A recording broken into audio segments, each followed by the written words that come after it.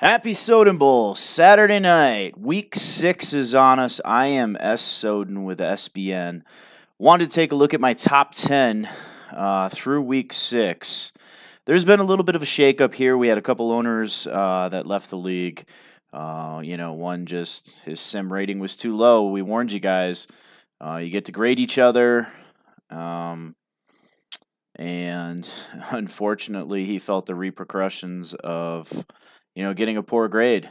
So he was replaced by somebody in waiting. So we lost one, and then another owner just wasn't active. So with that said, breaking into my top 10, I have at number 10, the Los Angeles Rams in JHO0530. This Rams team is currently sitting at 3-2. Looking at this team, it is a really solid roster. He's doing a fantastic job with the roster. From a point standpoint, though, the Rams are ranked 7th in the league in points scored per game. He's averaging 27 points scored per game. His defense does need some work, though. The defense is allowing 26 points per game, so just 1 point less than what he's scoring. That ranks him 26th in the league. So he does need to pick it up. Currently, the Rams are sitting in second place behind the Seattle Seahawks here. Now, when I made this power ranking, the Rams had not played yet. Now they have played, and Seattle, has gone up an extra game on them. So my apologies there. They may not have made the top 10. Looking at this, Jared Goff has 11 touchdowns through 6 games, 1,372 yards passing. Todd Gurley has 397 yards running, a 5.1 yards per carry, 5 touchdowns, having a great year. Looking at the receiving core here for the Rams, he is doing an outstanding job of mixing up the football. We have Brandon Cooks with 16 receptions, Woods with 14, Everett with 14. Then the yardage, we have Brandon Cooks with 279 receiving yards, Robert Woods with 255, and Everett with 182. All 3 of them each share a touchdown. So outstanding job there. The Rams do have a big injury. Cooper Kupp, he's out for 8 weeks with an undisclosed injury here. I can't really see the injury. Rams looking pretty good here. Going into my next team at number 9. Number 9, we have the Carolina Panthers in JMO 31. He is having an outstanding season here with the Panthers. I know he was inside the top 5 at one point, and then he let a game get away from him there. But looking at the Carolina Panthers roster, he does have a solid defense. Of course, he has Cam Newton. The Carolina Panthers currently sport the number 1 offense in the league, averaging 31 points per game. Defensive-wise, this is probably why he's 3-2. Defensive-wise, he's allowing 24 points. That ranks him 21st in the league in defense. The Carolina Panthers currently sit tied for second in the NFC South at 3-2 with the Tampa Bay Buccaneers. Cam Newton having an outstanding season. He has 1,250 yards and 14 touchdown passes. Darrell Henderson, 259 yards running, and Christian McCaffrey, 191 yards running. Now, Henderson has a pair of touchdowns, whereas McCaffrey has 4. So McCaffrey's getting it done inside the red zone. Curtis Samuel leads the team in receptions. He has 24 receptions for 435 yards and 5 touchdowns. DJ Moore, just 1 reception behind him, 23 receptions, 390 yards, and he has 6 touchdowns. So an outstanding job there. And then looking at the dual threat running backs here, you have Christian McCaffrey with 9 catches, a $111, and a touchdown. Then you got Darrell Henderson right there with 9 catches again, 94 yards, and a touchdown for him. Outstanding job of mixing up that passing game. That dual threat running back committee out of the backfield looks like it's getting the job done in Carolina. The captain of the defense, Luke Kuechly, he's having an outstanding season. He has 18 tackles, 1 sack, 1 forced fumble, and 2 interceptions. Now, speaking of the dual threat running backs, Darrell Henderson is actually out for 8 weeks, so my apologies there. I didn't see the injury. So Darrell Henderson, so it looks like it is Christian McCaffrey that's going to take that workload now. So moving in to number 8. Number 8, the New York Football Jets. WDE Shanks comes in at number 8. I know that they picked up Le'Veon Bell in the offseason, so outstanding their job there for Shanks getting that done. I know the Jets did it in real life too. Now the Jets sit at 3-1, so an outstanding record for a roster that is sub-average at best. So looking at the Jets offense. The Jets rank 22nd in the league, scoring 18 points per game. Now the defense ranks 9th, just allowing 17 points per game. So that defense is definitely getting it done. The Jets, like I said before, sit at 3-1. They are in second place behind the 5-0 Miami Dolphins. Sam Darnold's got 745 yards passing and 3 touchdowns. Le'Veon Bell has 319 yards, averaging 4.6 yards per carry and 3 touchdowns. So he is getting it done back there. That offensive line isn't the best. Looking at the receiving core here, Le'Veon Bell actually leads the team in receptions with 15, but he only has 142 receptions, no touchdowns. Robbie Anderson, kind of the go-to man of that offense, he has 9 catches, 192 yards, and a touchdown. He is averaging an astonishing 21.3 yards per catch. Then we have Christopher Herndon IV. He has 8 catches, 170 yards, and again, he's also averaging 21.3 yards per catch. Looking at this defense, we have a lot of interceptions here. Tremaine Johnson, Greedy Williams, Marcus May, Avery Williamson, all with 2 interceptions each. And then we have Darren Lee with 1 interception himself. The Jets do not list any injuries, so they are staying healthy. That's very, very good to hear for, they don't have a lot of depth there in New York. Jets at number 8. Number 7, we have the New Orleans Saints, coached by Crow or Bearded Dragon, if you want to look at his gamer tag there. He's doing an excellent job. He did take a lot of time off from Soden Bowl. He hasn't been coaching for better part of a season here. So for him to come into a highly competitive sim league like this, and he's 4-1 right now, sitting in first place. He's got a game on the Bucs and the Panthers. I mean, that's just a good job. So looking at the Saints offense, they rank 9th in the league. They score 27 points per game. Their defense ranks 18th in the league. They allow 23 points per game. So not much of a difference from points scored to points allowed there. So he'll need to improve on that as the season moves forward here. Drew Brees getting it done as usual. He's got 1,412 yards passing. He has 7 touchdown passes. Interesting here, Mark Ingram II is actually the running back he's using here. Maybe going for more of a bruiser back versus the speedy Alvin Kamara. Actually, Kamara is injured, so that could possibly be why we see Mark Ingram with a much heavier workload here. But Ingram's still having a great season. He has 228 yards running, a 3.1 yards per carry, and he has 6 touchdowns on the ground. Looking at his injury list, like I said, Alvin Kamara is out for another 6 weeks. So is Sheldon Rankins, defensive tackle. They're both out for 6 weeks. But going down the list here, receiving-wise, outstanding job spreading the football around. Michael Thomas, 31 catches, 481 yards, 3 touchdowns. Tommy Sweeney, 22 catches, 301 yards, no touchdowns. Cameron Meredith, 21 catches, 277 yards, and 2 touchdowns. And then Jordan Matthews, 9 catches, $179, and a touchdown. Defensively, this team is an interception machine. I'd spend the next 10 minutes listing off the interceptions, but looking at the defense here, I'd have to say Von Bell with 16 tackles and 3 picks. He looks like he's going to be that defensive stud for the Saints. So Saints doing a good job leading the NFC South with a 4-1 record right now. Just a fantastic job at number 7.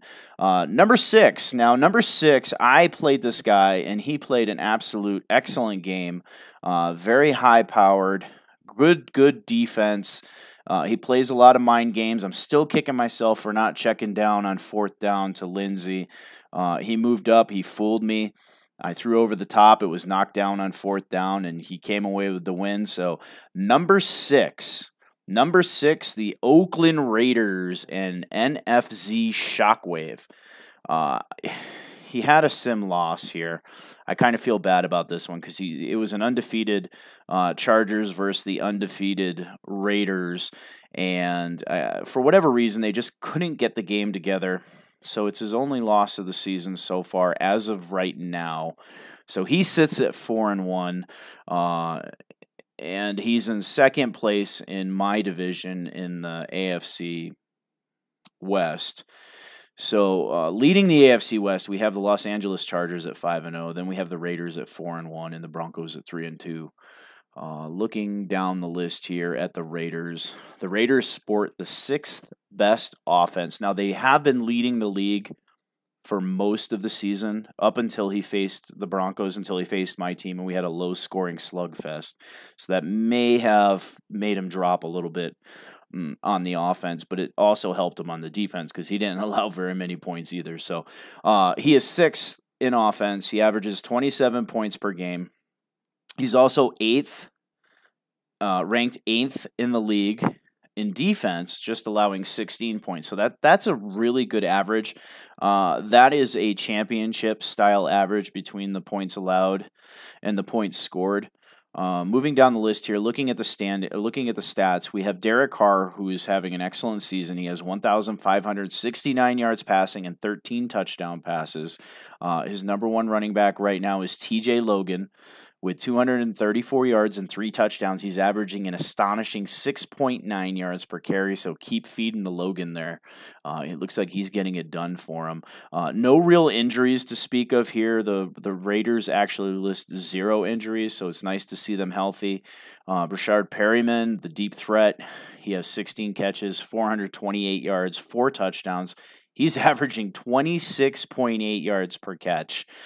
Chris Conley, 17 catches, 361 yards, 2 touchdowns. KD Cannon, he's got 9 catches, 233 yards and a touchdown. And Mortis Boehringer, 17 catches, 159 yards, and 3 touchdowns. And I still do not understand why the Jaguars gave him DJ Shark Jr. He has 8 catches, 147 yards, and a touchdown. Thank you, Alpha, for putting him in my division. This team can hit you over the top. If you were going to play the Oakland Raiders and you want a chance at beating him, you better be able to get back and get back fast, because these receivers will split the seam. They'll go down the sidelines. He will go over the top on you. You really got to be careful when you're facing this Oakland team. Looking at defense here, looks like Chris Johnson with 21 tackles, a sack, a forced fumble, and an interception. I'd say he's getting it done there on defense for him. So we have at number 6, the second place Oakland Raiders at 4-1. Now, moving into the top 5. Now, this guy, he was number 1, number 2, he was number 7, and then number 5 now. Moving into number 5, we have the Seattle Seahawks and Taco King, or Taco Kin 6, however you want to say it, if you want to be politically correct here. But Taco doing a fantastic job with the Seattle Seahawks. Very, very good stick skills for him. It's a pretty good roster in Seattle. Actually, he's now 5-1. I think the score just came in as a final here in his last game, so he is now 5-1, and in first place in the NFC West. Russell Wilson with 1,377 yards and 10 touchdowns. Chris Carson, he's just beasting it right now. 602 yards, averaging a very good 6.6 yards per carry, and already 11 touchdowns. We're not even halfway through the season yet. Going down the list, it looks like Rashad Penny kind of his maybe his third down back here. I'm not quite sure. He has 20 carries for 82 yards. He's averaging 4.1 yards per carry. Looking at the receiving game here, this tends to be Seattle's Achilles heel. They're a very good running team. They play good defense, but I'll tell you what, Taco is not showing any real weaknesses here.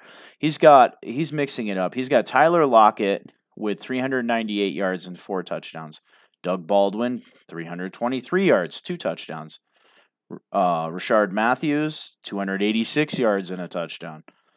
So, and then you got Chris Carson coming out of the backfield. He has 145 yards, and Nick Vannett with 133 yards and 2 touchdowns. Now, he has 2 receivers with positive 20 yards per catch. Tyler Lockett, 28.4. Doug Baldwin, 20.2. And then you go down the list here, and Rashard Matthews, he has 19.1 yards per catch. So they're getting the ball downfield. They're running the football. Looks like Russell Wilson's doing a good job off the play fake. For defensive captains here, Frank Clark has 13 sacks already on the season. So he is just rushing the passer like a madman here. Shaquille Griffin, he has 2 interceptions already, 19 tackles, so he is doing a good job. On the injury list, Chris Carson, he's out 5 weeks, so I don't know if that one's going to come back and hurt him here. He does look like he's running pretty good with Penny. And then Yadni Kajust, left tackle, 4 weeks. So that one may actually hurt him in the running game as well, losing your left tackle and your starting running back. So looking at Seattle's offense, Seattle has the 3rd best offense in the league. They're scoring 30 points per game. They have the 7th best defense. They're allowing only 16 points per game. So they are almost doubling what their opponents are averaging from offense to defense. So outstanding job. Again, this is a championship recipe for success here. Anytime you can almost double the points that you're allowing, you're going to win more games. You're going to lose. You're probably going to win 70-80% of your games. You're going to be very competitive in the playoffs. You look at the overall scheme here for him. He's running the football. Carson will be back in 5 weeks, 6 weeks. And then he's playing really good off the play action, and he's playing good defense. He's getting pressure on the quarterback, sacking the quarterback, forcing some bad throws. Outstanding job there for Seattle. So I have Seattle at number 5. Moving into number 4. Now, number 4, this is a brand new owner, but he's inheriting a first-place team. So moving in at number 4, we have the Philadelphia Eagles X Factor, or Exfo 12, whichever way you want to say it. He takes over a Philadelphia Eagles team that is just playing lights out. Now, the Eagles are 4-1, and being 4-1 does not mean they're in first place. They are actually in second place behind the undefeated Dallas Cowboys in the NFC East. Now, this Eagles team sports the 12th best offense, scoring 25 points per game. And then they also have the 6th best defense, allowing just 16 points per game. So again, that recipe's there. This team is doing a good job. We'll have to see how they do under a new head coach. Looking down stat-wise, we have Carson Wentz. He has 1,131 yards passing, 8 touchdown passes, having a good season. Jay Ajayi, 438 yards. He's averaging 5.3 yards per carry, 4 touchdowns. Going down to the receiving core, we have Golden Tate, 16 catches, 434 yards, 4 touchdowns. We have Aguilar with 227 yards and 2 touchdowns. Jeffrey with 159 yards. Ajayi coming out of the backfield with 132 yards and a touchdown. And then one of my favorite tight ends in the game is Zach Ertz. He has 7 catches, 101 yards. So spreading the ball around well, running the football, playing good defense. Speaking of defense, Jordan Hicks with 22 tackles, a sack, and 2 picks. Ronald Darby also has an interception on 25 tackles. So, Eagles team is looking good. They're just 1 game out of first place. Just having a great season, and we're going to have to see how X Factor can handle this team. I think he is traditionally a Cowboys owner. So moving into a Philadelphia team here. We'll see how he does, but it's funny we mentioned the Cowboys because at number 3 we have a guy that just won the Super Bowl in Soden Bowl. I still have to update the history there, make sure that I get him added into the Super Bowl. But at number 3, the Dallas Cowboys coach Super Bowl champion Triple Aries, and he is undefeated, 4-0. This Dallas team is looking good, and he is playing fantastic down the stretch in all leagues that he's playing in. Dallas sports the 11th best offense at 25 points per game and the 3rd best defense at 15 points per game. So, again, outstanding combination there of offense and defense. Dak, 1,700 yards passing, just 5 touchdown passes. But they do have Ezekiel Elliott and Marshawn Lynch. So Ezekiel Elliott has 335 yards. He's averaging 6.3 yards per carry. He has 5 touchdowns. So, you run a couple times a drive with him, it seems like you get a first down every time. Marshawn Lynch has 70 yards running. He's not really getting it done. He has 1.9 yards per carry. So Marshawn needs to do a little bit better of a job running the ball there. But receiving-wise, Amari Cooper, 508 yards, 2 touchdowns, averaging 23.1 yards per catch. This just in. If you play the Cowboys, watch out for Amari Cooper. Hakeem Butler, 8 catches, 182 yards, and 2 touchdowns. Another good deep threat. He's averaging 22.8 yards per reception. Coming out of the backfield, Ezekiel Elliott, 10 catches, 172 yards, and he's averaging 17.2 yards per catch. He also has a touchdown. So kind of a dual threat attack here for Dallas. Defensively, they have Sean Lee, the often injured Sean Lee. Looks like he's healthy now, but he has 11 tackles and interception. Xavier Woods, 11 tackles and interception. We do have an injury here on the defense. Van Der Esch is hurt. He is out for 5 weeks. He has 8 tackles. He has an interception. So that one kind of hurts the Cowboys a little bit. They lose that second middle linebacker kind of next to Sean Lee.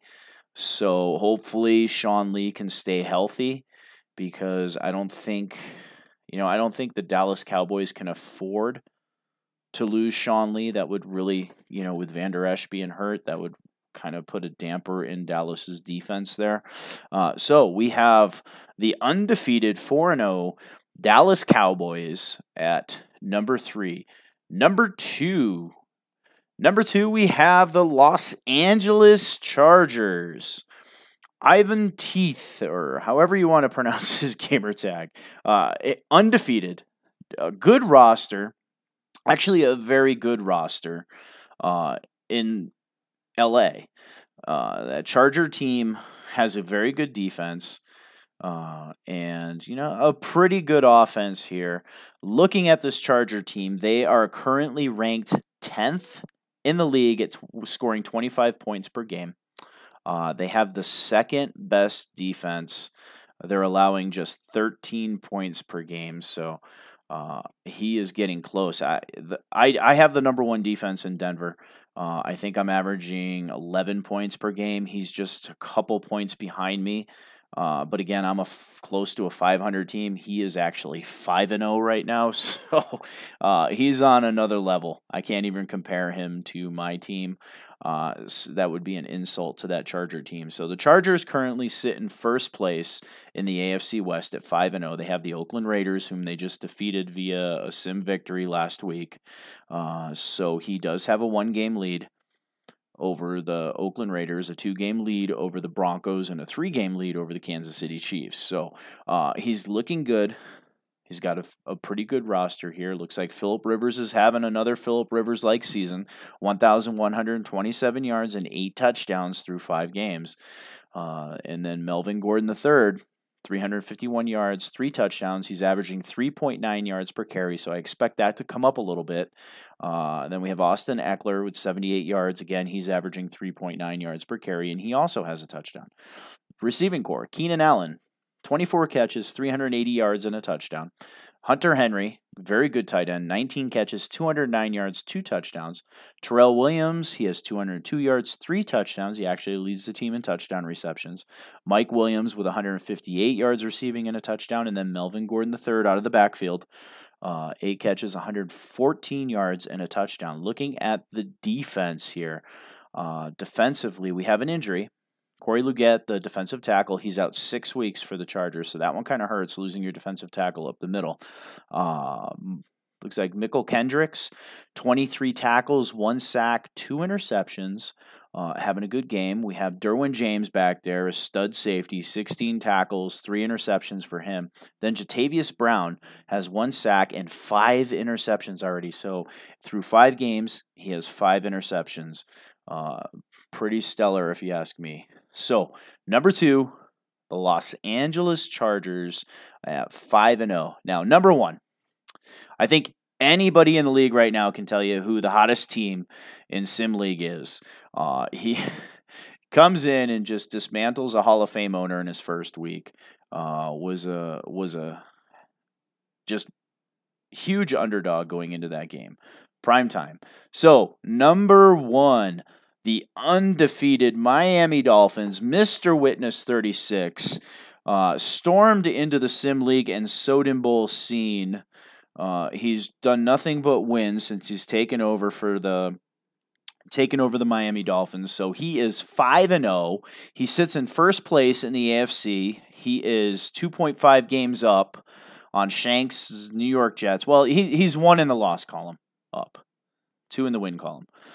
So he's 5-0. The Jets are 3-1. The Buffalo Bills are 2-2, and the New England Patriots are sitting at 1-4. So Miami has done an excellent job here of capturing that division. The Miami Dolphins have the second best offense in the league. He is scoring 30 points per game. He has the 4th best defense, allowing just 15 points per game. So again, he is actually doubling the points allowed per game with his offense. So huge recipe for success.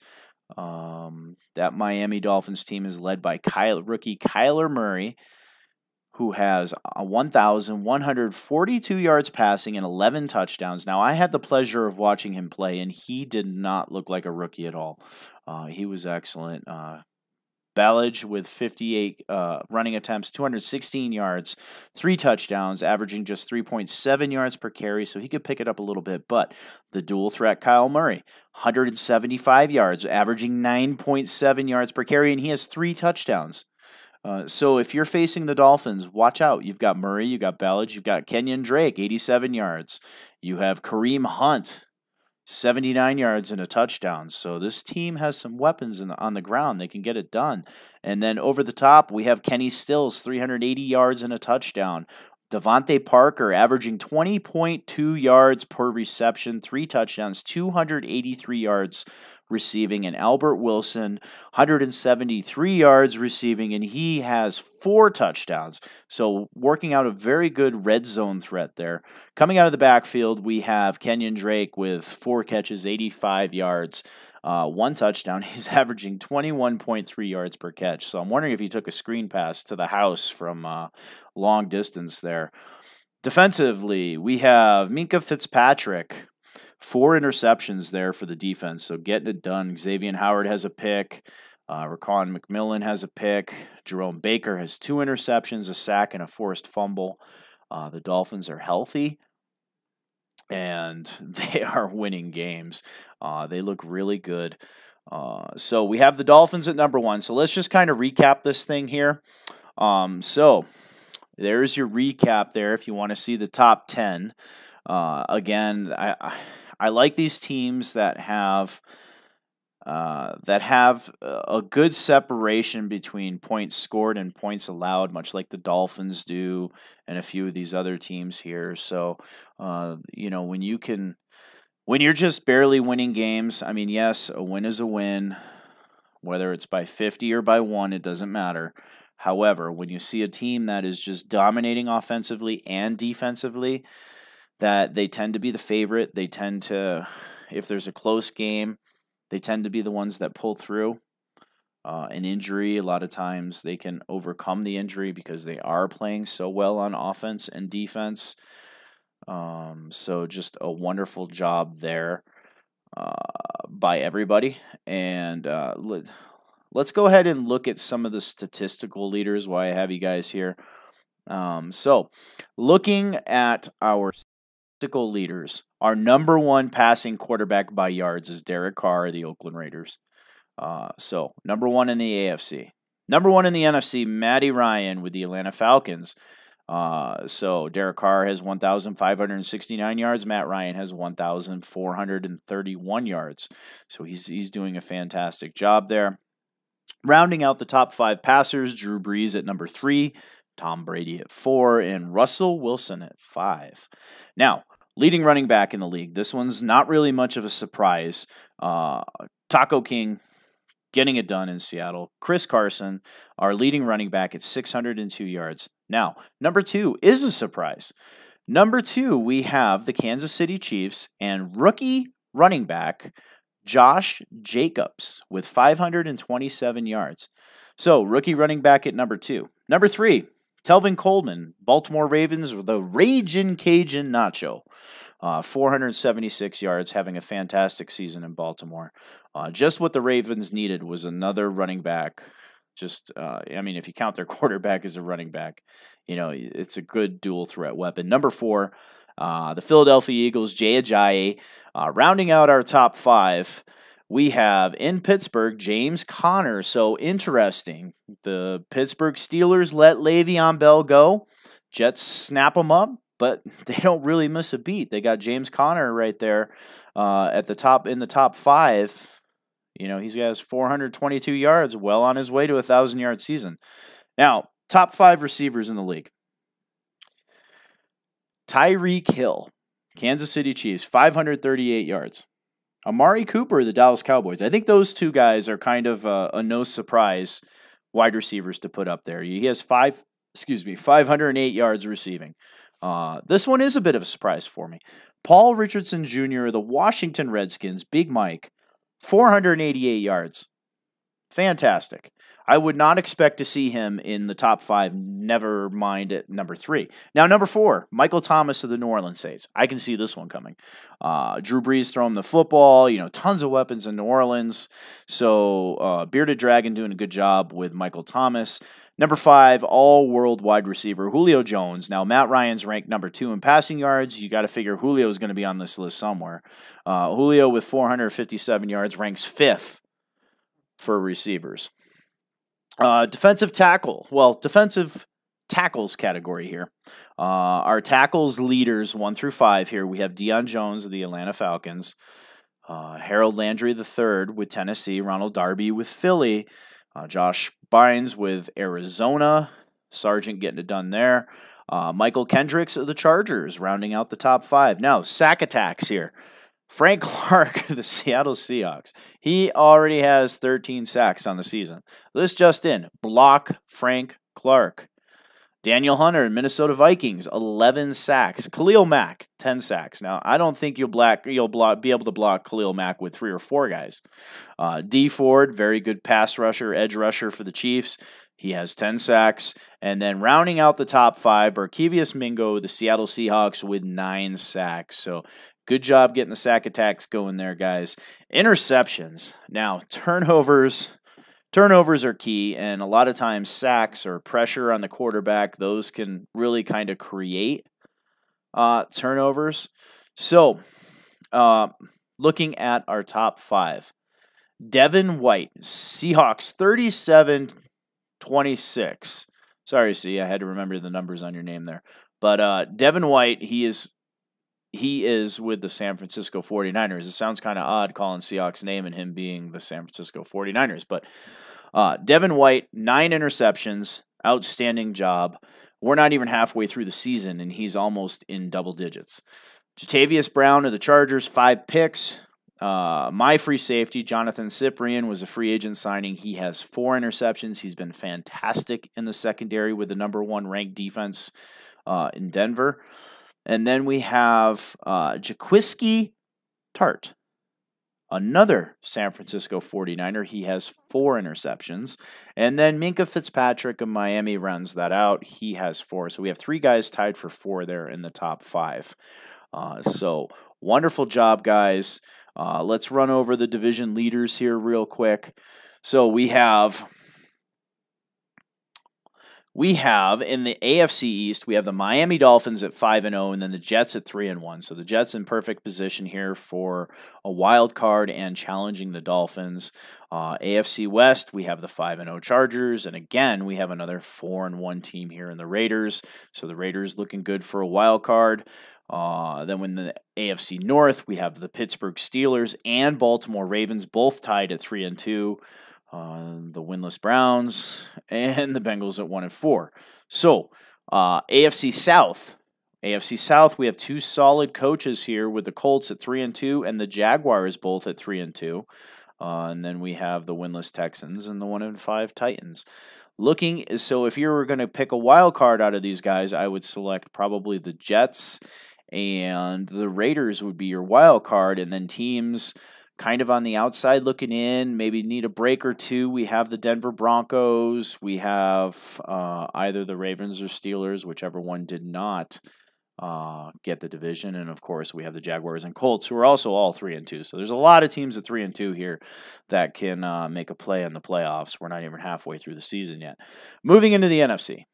NFC East, the undefeated Dallas Cowboys at 4-0. Philadelphia Eagles at 4-1, new coach in there, so we'll have to see what's going to happen. Moving into the NFC West, we have Taco and his Seahawks at 5-1. We have the Rams sitting at 3-2, and then we have Hall of Fame head coach Seahawks 37-26 and his San Francisco 49ers at 3-3. Then we have Sargent, who is 0-5. Sargent needs to pick it up a little bit here and just get back to the basics and win some football games. He is a good owner, so we'll keep an eye on what's going out there in Arizona. NFC North, we have the Minnesota Vikings at 3-2, and then we have Green Bay and Chicago right behind them, just 1 game back at 2-3 each, and we have the winless Lions. Then moving into the NFC South, we have the high-powered New Orleans Saints at 4-1.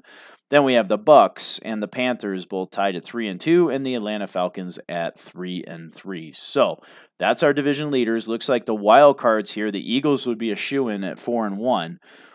Then we have a bunch of teams sitting at 3-2.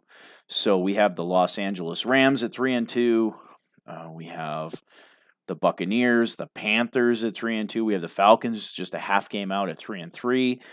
As it sits now with tiebreakers, looks like the Los Angeles Rams would get the nod at 3-2, and then the Tampa Bay Buccaneers would be right behind them at 3-2.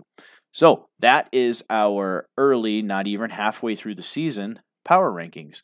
And this is our top 10. One last look, guys. I'm out of here. Take care.